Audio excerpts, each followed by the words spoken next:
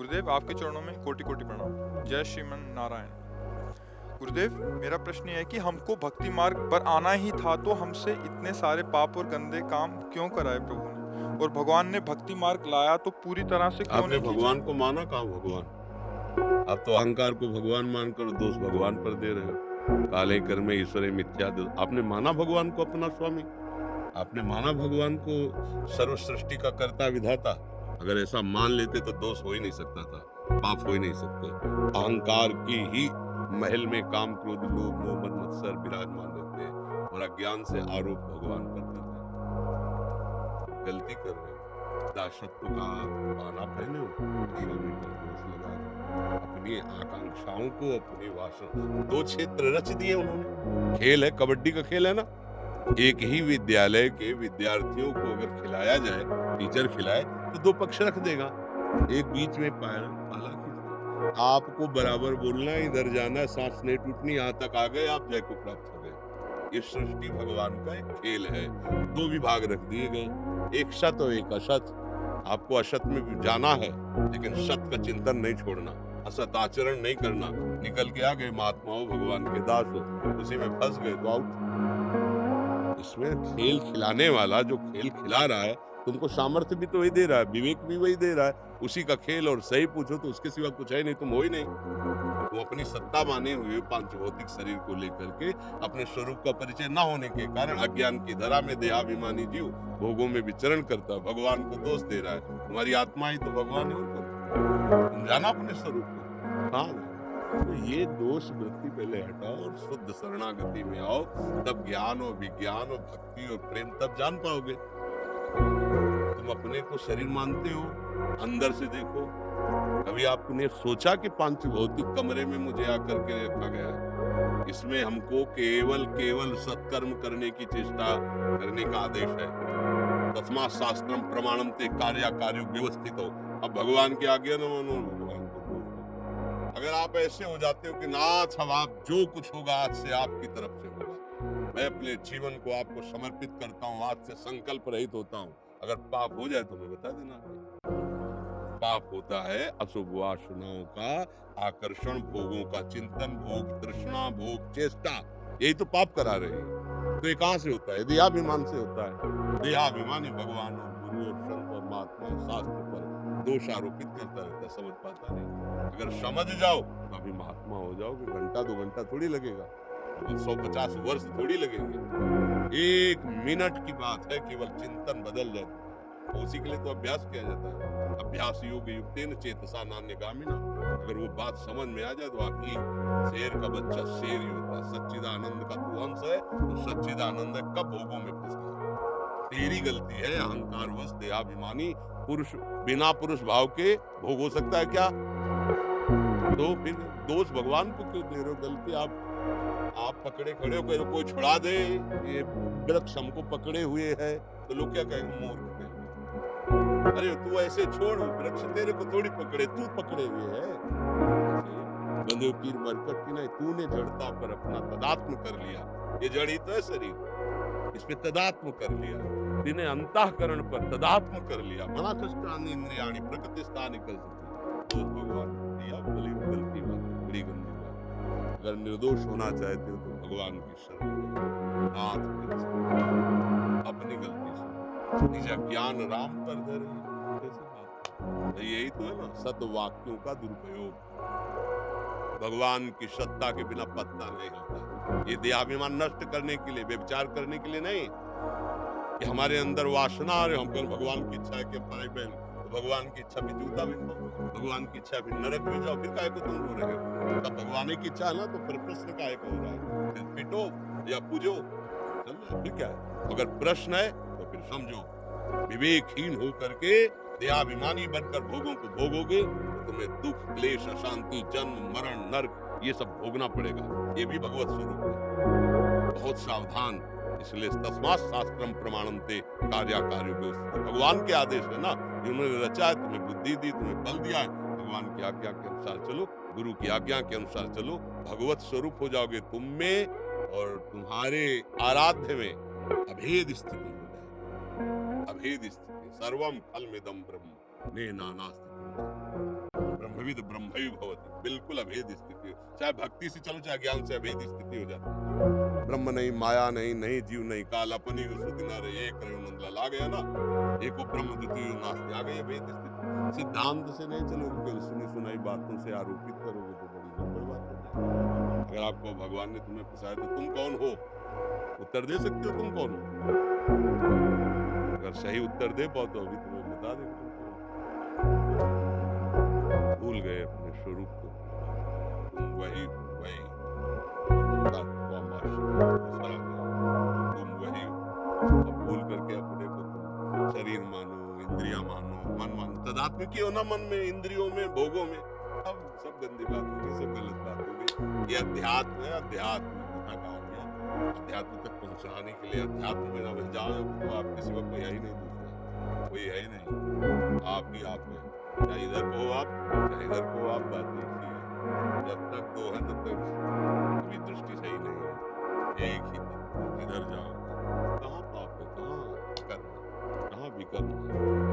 ज्ञान अच्छा ज्ञान आप जो गुरु ने जो नाम दिया डट के जपो, भगवान से रो, नाथ मेरे ज्ञान का प्रकाश कर दो जिससे मैं समझ में आवे। अभी तक हम आपको गलत मानते हैं, आप कृपा करो मुझे समझ में आ जाए गलती।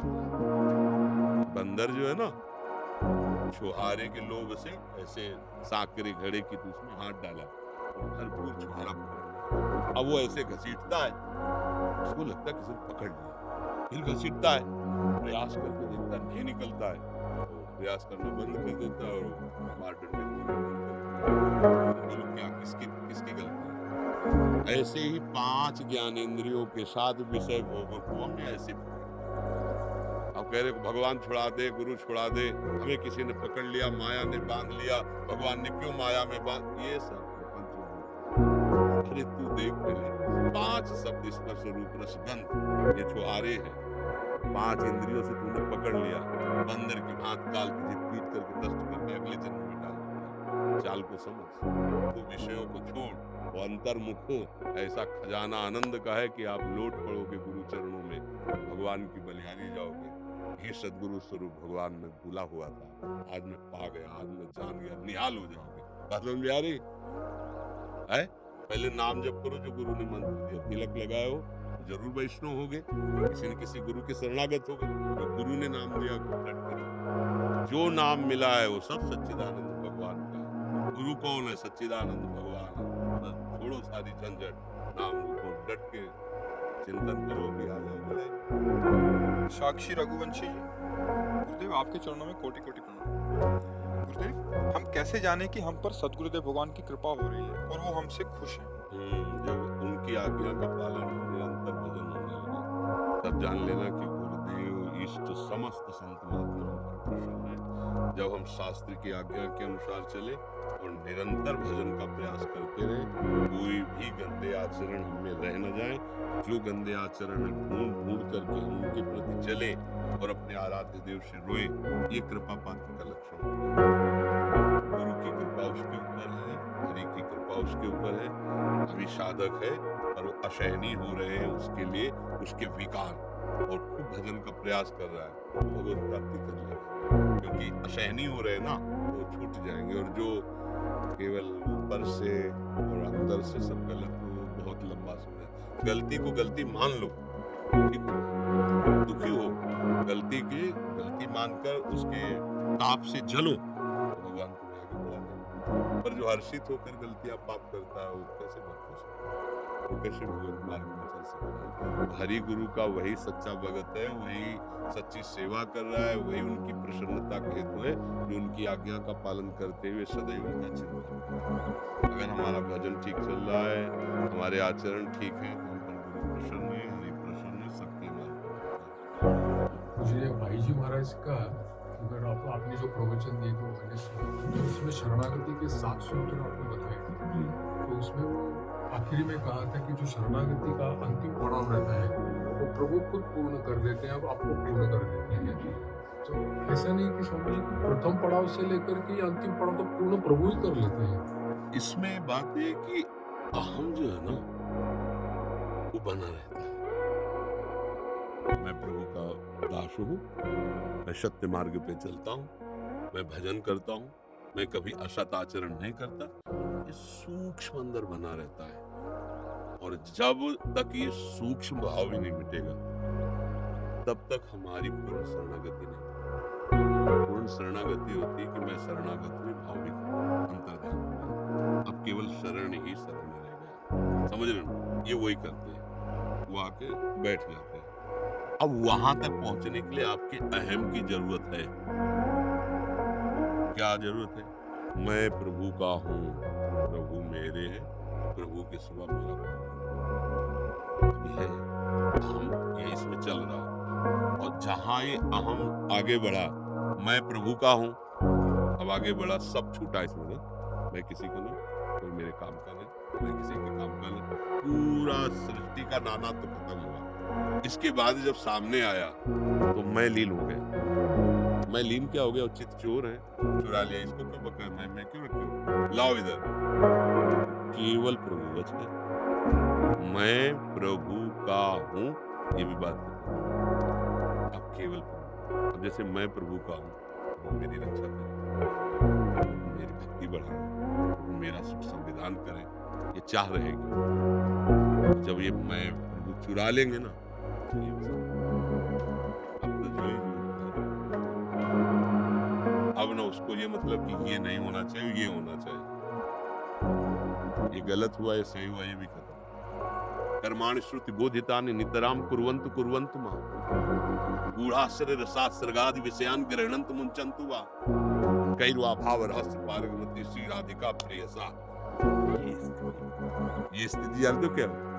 वो शास्त्र के अनुसार कर्म हो रहा था, ठीक नहीं हो रहा था, वो विषय त्याग किए बैठा तो कोई बात नहीं, विषय सेवन कर रहा था कोई बात नहीं, वो बहिर्मुख पुरुषों के बीच में बैठा तो कोई बात नहीं, अकेला बैठा तो कोई बात नहीं। बोले क्या हुआ? हुआ क्या?